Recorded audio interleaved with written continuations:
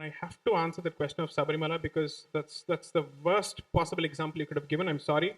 I won't hold back my punches at this point.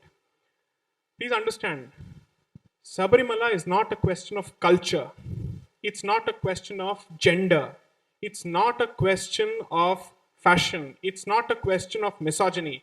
It's a question of a certain tradition which has origins which have been contorted, distorted, and played out in a very different light in public domain.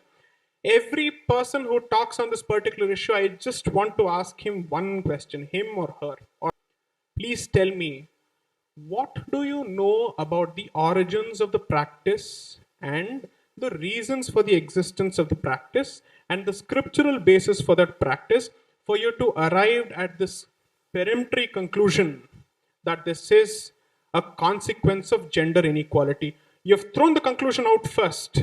I would want you to retrace your steps and tell me what is it that you know about the practice in order for you to have arrived at that supposedly informed conclusion that is based on misogyny.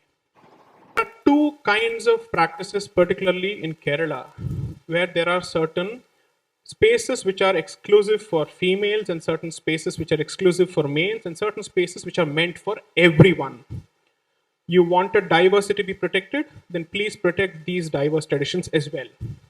There are temples where men dare not enter, and particularly days where streets are vacated of men. Men can't even step into those streets because it's meant for women to pray in a manner they want to pray.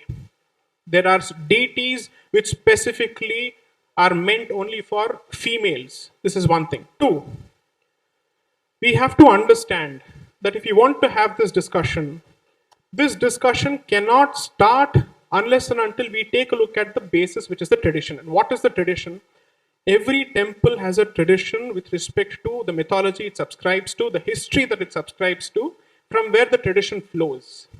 In this case, the deity of Sabrimala, Lord Ayyappa, has taken upon himself, at least that is the belief, the vow of Naistika Brahmacharya, which means eternal Brahmacharya.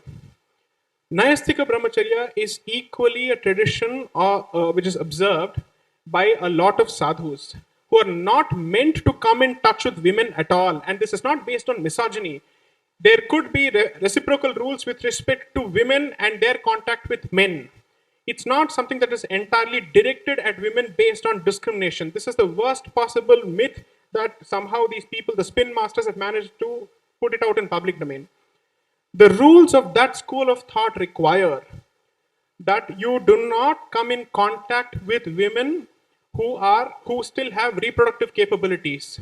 Now they have twisted this entire argument, and since we are all adults here, I'll have to make this point. We've twisted this entire argument to say this is based on your hatred of or your stigma associated with menstruation. The argument has gone to that level. There are temples in this country which worship the physical process of menstruation. The Kamakya temple. Who doesn't know this?